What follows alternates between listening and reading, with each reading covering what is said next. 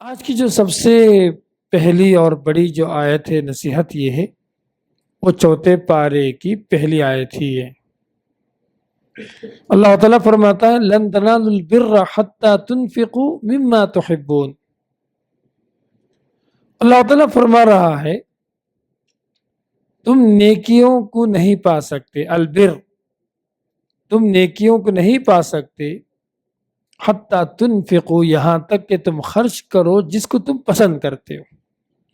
اپنی محبوب ترین چیز، اپنی پسندیدہ چیز جب تک تم خرچ نہیں کر سکتے تم البر کو نہیں پا سکتے۔ یہ جو لن کا جو صیغہ ہے نا، یہ انکار کے لیے آتا، تم نہیں پا سکتے۔ قرآن کہتا وما تنفقوا من شیء، اور جو بھی تم اللہ کے راستے میں خرچ کرو گے بے شک اللہ تعالیٰ اس کو جانتا ہے۔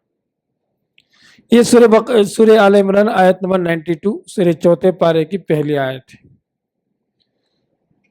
البر کیا ہے؟ البر جیسا کہ عمر بن میمون فرماتے ہیں، البر کا مطلب یہ کہ جنہ، تو لن تنالوا البر ای لن تنالوا الجنہ، تم جنت کو نہیں پا سکتے یہاں تک کہ تم اپنی پسندیدہ محبوب ترین چیز اللہ کے راستے میں نہ دو۔ یہ آیت اترتی ہے، سبحان اللہ، اس آیت نے صحابہ کرام کے دماغوں کو ہلا دیا، حرکت دی اس نے، اس آیت نے سوچ میں پڑ گئے، لسٹ بنایا انہوں نے کہ میرے پاس اتنی ساری چیزیں ہیں تو اس میں سب سے پسندیدہ چیز کون سی میری؟ اس تعلق سے 3 اہم حدیثیں ہم کو سمجھنے کے لیے، ہماری تربیت کے لیے کافی۔ پہلی حدیث ہے حضرت ابو طلحہ کی رضی اللہ تعالیٰ عنہ۔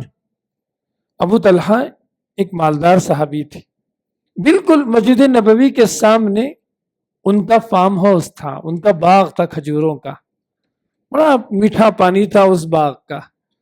کبھی کبھی نبی کریم صلی اللہ علیہ وسلم اس باغ میں جاتے، پانی پیتے، کھجور کھاتے، کبھی کبھی نبی کریم صلی اللہ علیہ وسلم کا معمول تھا۔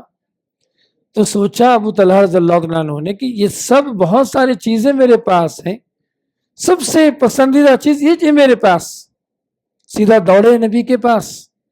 اللہ کے رسول صلی اللہ علیہ وسلم، یہ جو بیرہا نامی جو باغ ہے، اس کا نام بیرہا نام رکھا تھا انہوں نے، کہا کہ یہ بیرہا نامی جو باغ ہے، جو گارڈن ہے، جو فارم ہاؤس ہے، میں یہ اللہ کے لیے میں دینا چاہتا ہوں، کیونکہ سب میں سب سے زیادہ پسندیدہ یہی باغ ہے میرے پاس۔ اللہ کے رسول صلی اللہ علیہ وسلم نے ابو طلحہ کو ایک بہترین گائیڈ کیا۔ کیا گائیڈ کیا؟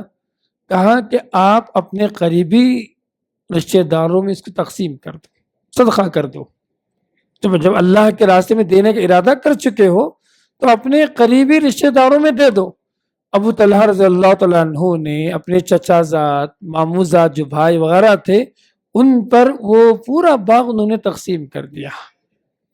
یہ پہلی حدیث ہو گئی۔ دوسری حدیث ہے حضرت عمر بن خطاب کی رضی اللہ تعالیٰ عنہ۔ عمر بن خطاب کو خیبر کی جنگ کے بعد اللہ تعالیٰ نے بہت سارے مال غنیمت میں اللہ نے ان کو نعمتیں دی تھی، زمین دی تھی۔ سیدھے دوڑے اللہ کے رسول کے پاس اور کہ اللہ کے رسول، خیبر کی وہ زمین ہے نا، سب سے پسندیدہ میرے پاس، میرا فیوریٹ ہے، میں اللہ کے راستے میں دینا چاہتا ہوں، کیا کروں؟ مشورہ پوچھا انہوں نے۔ اللہ کے رسول صلی اللہ علیہ وسلم نے بہترین مشورہ دیا جو ابو طلحہ سے مختلف تھا۔ تو اللہ کے رسول صلی اللہ علیہ وسلم نے حضرت عمر بن خطاب سے کہا کہ آپ ایسا کرو کہ یہ جو زمین کی اصل آپ ہی مالک رہیں گے، کسی اور کو نہیں دینا۔ اس زمین سے آنے والا جو فائدہ ہے، جو ریٹرن ہے، کھجور ہے یا جو بھی اس سے جو فائدہ ہو رہا ہے، اس کو وقف کر دو۔ مطلب زمین کا مالک آپ رہیں گے، زمین کی پیداوار، کھجور، اناج، جو کچھ زمین سے نکلے فائدہ ہو، وہ غریبوں میں وہ وقف کر دو اور لوگوں میں بانٹ دو۔ اللہ کے رسول صلی اللہ علیہ وسلم نے ایک بہترین نمونہ دیا کہ جو آدمی زمین تو مالک رہے گا لیکن اس سے آنے والی تمام چیزیں وقف ہو جائیں گی، مسلمانوں کے لیے، لوگوں کے لیے، خیر کے کام کے لیے، بھلائی کے فائدے کے لیے۔ اللہ کے رسول صلی اللہ علیہ وسلم نے اس کو وقف کر دیا۔ یہ تو کون تھے؟ یہ تھے عمر بن خطاب رضی اللہ تعالیٰ عنہ۔ ان کے بیٹے، تیسری حدیث سنا رہا ہوں آپ کو، ان کے بیٹے حضرت عبداللہ بن عمر رضی اللہ تعالیٰ عنہ، ان کو بھی مال غنیمت میں ایک بہترین لونڈی ملی تھی، ٹھیک ہے، وہ بہت چاہتے تھے ان کو، تو انہوں نے کہا کہ مما تحبون، اللہ نے کہا نا کہ اپنے پسندیدہ چیز اللہ کے راستے میں دینا، تو کہا کہ یہ لونڈی اللہ کے راستے میرے پاس سب سے محبوب ترین چیز ہے، انہوں نے اس لونڈی کو آزاد کر دیا۔ تو بتانا کیا چاہتا ہوں، جو چیز سمجھنے کی ہے، ہم کو سیکھنے کی ہے، اپنے آپ کو بنانے کی ہے، دو تین باتیں، سیدھی سیدھی بات۔ پہلی بات کیا ہے، قرآن سنتے ہیں نا تو فوراً عمل کا جذبہ آنا ہمارے پاس، بھئی یہ آیت پہ میں عمل کیسے کروں، ہاؤ ٹو امپلیمنٹ، یہ آیت میری زندگی میں کیسے آئے گی، اس آیت پہ میں کیسے عمل کروں گا، یہ سوچ تھی صحابہ کرام کے پاس۔ سبحان اللہ، صحابہ ایسے ہی صحابہ نہیں بن گئے، صحابہ کو اللہ تعالیٰ رضی اللہ عنہم ورضوا عنہ یہ ایسے نہیں کہہ دیا، سمجھ رہے آپ، وہ جذبہ کہ آیت اترتی ہے، ابو طلحہ لسٹ بناتے ہیں، عمر بن خطاب لسٹ بناتے ہیں، حضرت عبداللہ بن عمر لسٹ بناتے ہیں کہ میرے پاس میرا فیوریٹ چیز کیا ہے جس کو میں اللہ کے راستے میں دے کے جنت حاصل کروں۔ پوائنٹ نمبر 2، دوسری بات کیا ہے، آدمی کتنا بھی کما لے، کچھ بھی کر لے، دنیا تو چھوڑ کے جانا ہے، آخرت ایک بڑی زندگی ہے، آدمی کی فکر یہ ہونی چاہیے کہ ہماری آخرت بن جائے، کیونکہ اللہ تعالیٰ نے اس آیت میں جس بات کی طرف ابھارا ہے وہ کیا ہے، لن تنالوا البر، تم جنت کو نہیں پا سکتے، اللہ نے جو بڑا انعام رکھا اہل ایمان کے لیے، وہ ایمان تمہیں نہیں مل سکتی جب تک کہ تم اللہ کے راستے میں اپنی پسندیدہ محبوب ترین چیز اللہ کے راستے میں نہ دو، یہ چیز تمہیں نہیں مل سکتی۔ تو جنت کا حصول ہے نا، جنت کا حصول، وہ جذبہ، سمجھ رہے ہیں آپ، یہ سب سے ٹاپ پہ رہنا، ہم کھائیں اللہ کے لیے کھا رہے ہیں، آپ کپڑے پہنتے ہیں اللہ کے لیے پہنتے ہیں، جو بھی کام کرتے ہیں اللہ کے لیے کرتے ہیں، اللہ خوش ہو جائے، وہ جو اوپر والا جو جنت اللہ رکھا ہے، جنت الفردوس، اس کے حقدار ہم بن جائیں، یہ جذبہ، یہ ٹارگٹ، یہ اچیومنٹ ہمارے پاس ہونی چاہیے۔ اگر دل سے اگر پوچھیں، یہ ہمارے پاس بہت کم ہے، جنت کو پانے کا شوق ہے نا، بہت کم ہے، الا ماشاء اللہ۔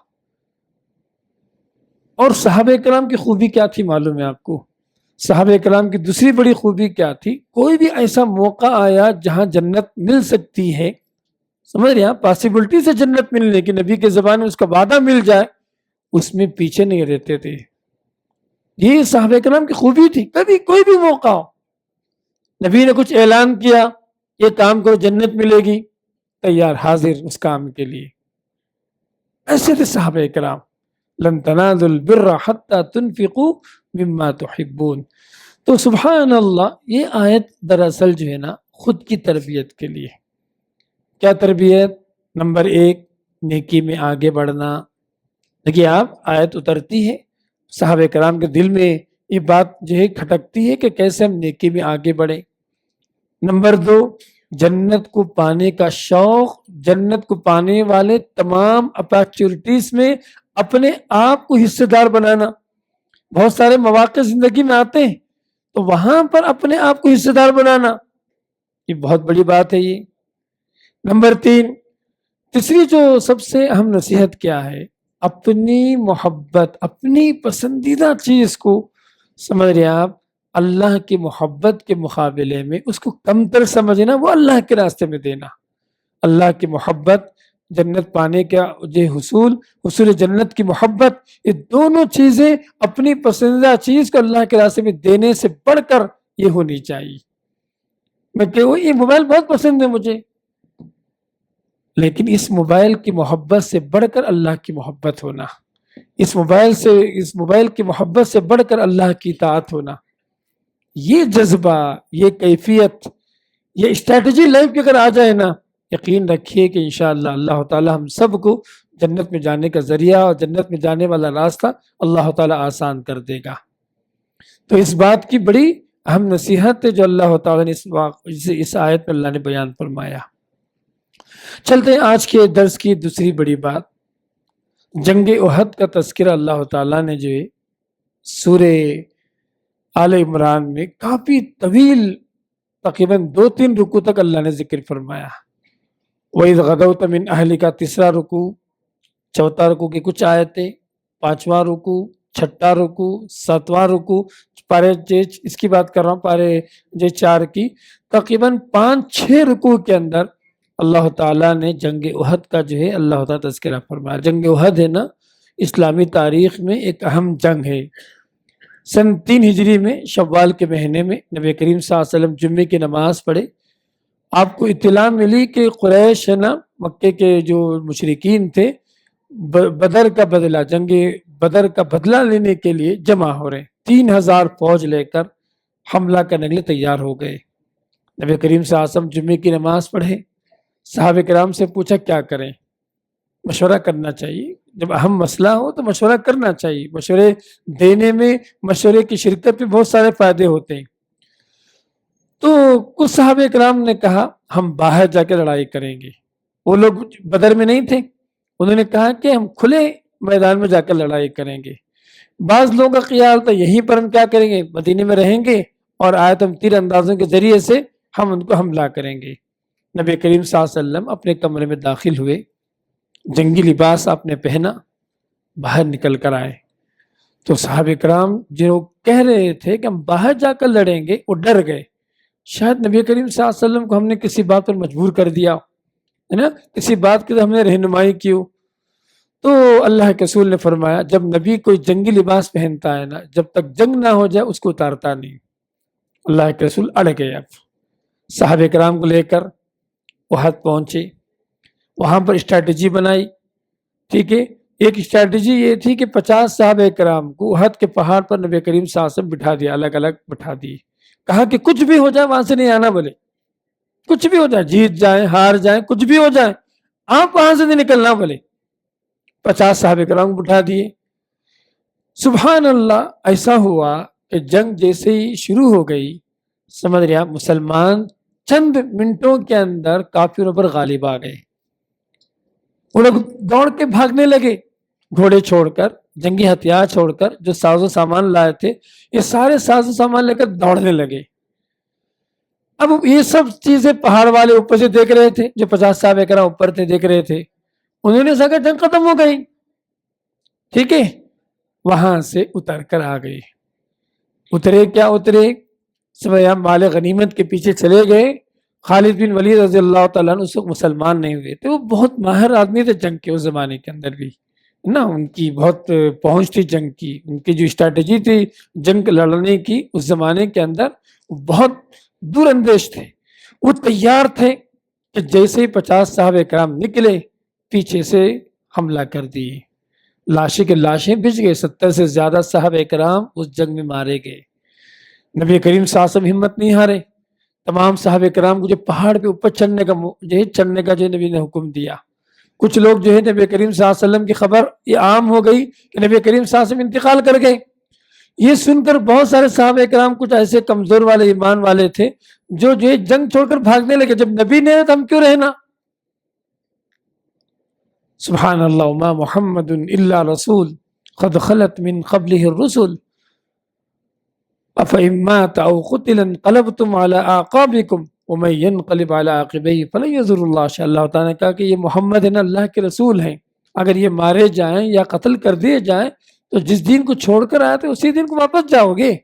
اللہ تعالیٰ نے احد کے موقع پر مسلمانوں کی اس آیت کے ذریعے سے للکارا.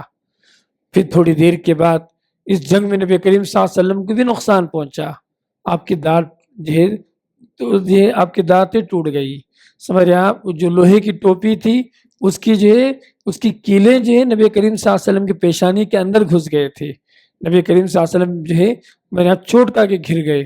بہرحال ایک بہت ہی مشکل جنگ تھی. سمجھ رہے آپ، بہرحال آخر میں جنگ تھما. سمجھ رہے آپ، مسلمانوں کا بڑا نقصان ہوا.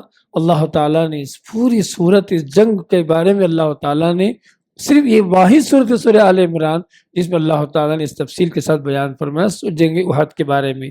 انشاءاللہ کچھ باتیں کل کے درس میں ہم اس کو ایڈ کر کے بتائیں گے کہ اس کے آگے کے بعد کیا ہوا، اس میں نصیحت کیا ہے اس جنگ میں. نمبر ایک، سب سے پہلی بات اطاعت اہم ہے، ڈسپلن اہم ہے۔ دیکھو 50 صحابہ کرام کو اللہ کے رسول نے حکم دیا تھا، ایک ڈسپلن سکھایا تھا کہ آپ یہ نہیں ہلنا، نہیں ہلنا۔ اب ہوتا کیا ہے کہ ہم جہاں ڈسپلن توڑتے ہیں نا وہاں مسئلے پیدا ہوتے ہیں، نقصان ہوتا ہے، جیسا کہ یہاں پر ہوا، اللہ کے رسول کی نافرمانی ہوئی، نتیجے میں نقصان ہو گیا، اٹھانا پڑا صحابہ کرام کو۔ دوسری بات کیا ہے، قریب کے فائدے سے زیادہ دور کا فائدہ دیکھنا زندگی میں، سمجھ رہے ہیں آپ؟ قریب کے جو فائدہ، یہ جو صحابہ کرام جو مال غنیمت کے پیچھے چلے گئے اچانک، جنگ جیت گئے بول کر، یہ قریب کا فائدہ تھا، ٹھیک ہے۔ اگر اللہ کے رسول کی اطاعت کرتے، انتظار کرتے، اللہ تعالیٰ ان کے لیے ایک بڑا انعام، بڑا فائدہ اللہ تعالیٰ دنیا اور آخرت کا رکھا تھا۔ یہ دوسری بڑی اہم بات تھی۔ نمبر 3، زندگی ہے نا اتار چڑھاؤ کا نام ہے۔ جنگ بدر میں مسلمانوں نے جیتا، جنگ احد میں اللہ تعالیٰ نے شروع میں کامیابی دی، پھر اللہ تعالیٰ نے ناکامی دی۔ یہ سب اللہ کے ہاتھ میں، جس کو چاہتا ہے کامیاب بناتا ہے، جس کو چاہتا ہے اللہ تعالیٰ نیچے کرتا ہے، اونچا کرتا ہے۔ یہ سب اللہ تعالیٰ کے جو ہے افعال ہیں، اللہ تعالیٰ کے اعمال ہیں، اس میں کسی کا دخل نہیں ہوتا۔ کامیابی اور ناکامی دونوں زندگی کے پارٹ ہیں، ہار اور جیت پارٹ آف دا لائف ہے۔ آج کل نوجوان بچے وہ صرف جیتنا چاہتے ہیں، ہارنا نہیں چاہتے۔ ایسے کیسے ہوگا زندگی میں؟ خالی جیتنا چاہتے ہیں، کوئی کاروبار میں پیسہ لگائے، کوئی دکان کھولے، کوئی کاروبار کرے، پورا پروفٹ، ایسا ہو ہی نہیں سکتا۔ سمجھ رہے ہیں آپ؟ ہار اور جیت یہ پارٹ آف دا لائف ہے، زندگی کا حصہ ہے۔ یہ سمجھ اور یہ سائیکالوجی لوگوں کے اندر پیدا کرنے کی ضرورت ہے۔ آج ڈپریشن کی جو بیماری عام ہوتی جا رہی ہے، بھائی کیوں؟ اس کی بڑی وجہ کیا ہے؟ وجہ یہ کہ خالی دماغ ایک طرف کام کر رہا، ایک نیرو پہ کام کر رہا، دوسرے نیرو پہ کام نہیں کر رہا۔ تو جب یہ اسی طریقے سے کام کرنے کی وجہ سے امبیلنس ہو گیا دماغ، اب اسی سے جو ہے سمجھ رہے ہیں آپ، یہ سارے مسائل پیدا ہوتے ہیں، یہ ساری چیزیں زندگی کے اندر آتی۔ تو اس احد کی جنگ میں مسلمانوں کے لیے ایک بڑا سبق یہ ہے، سمجھ رہے ہیں آپ؟ اللہ نے کہا تسلی، کیا کتنے پیارے انداز میں اللہ تعالیٰ نے مسلمانوں کو تسلی دی، کہا وَلَا تَهِنُوا، تم پریشان نہ ہو جاؤ، وَلَا تَحْزَنُوا، غم میں نہ چلے جاؤ، ارے ہم ہار گئے، یہ کیا ہو گیا، وَأَنْتُمُ الْأَعْلَوْنَ، تم ہی بلند رہو گے۔ کب؟ ان کنتم مومنین، اگر آپ کا ایمان تازہ رہے، اگر تم مومن ہو پکے تو تم ہی بلند رہو گے۔ اللہ تعالیٰ نے ان آیات کے ذریعے سے مسلمانوں کو تسلی بھی دی، اور اسی صورت میں ہم دیکھتے ہیں۔ تو یہ چند اہم باتیں تھی، اور بھی کچھ باتیں انشاءاللہ کل کے درس میں ہم اس کو جو ہے فالو کریں گے۔ آج 2 بڑی باتیں میں نے جو ہے، وہ 2 بڑی نصیحتیں میں نے آپ سب کے لیے، خود کے لیے بھی ہم نے جو سیکھا ہے، وہ نصیحت یہ، اپنی پسندیدہ چیز اللہ کے راستے میں دینے کی طاقت ہمارے پاس آنا، اتنا ایمان مضبوط کرنا، اللہ کے راستے میں اپنی پسندیدہ چیز اللہ کے لیے دے کر جائیں، تاکہ یہ امت کے لیے، قوم کے لیے، سب کے لیے فائدہ مند ہو، نفع بخش ہو۔ سبحان اللہ، یہ تربیت اللہ تعالیٰ نے آیات کے ذریعے سے ہم کو دیا۔ اقول قولی ھذا استغفر اللہ لی ولکم لسائر المسلمین، وآخر دعوانا الحمد للہ رب العالمین۔ جزاکم اللہ خیر، السلام علیکم ورحمۃ اللہ وبرکاتہ۔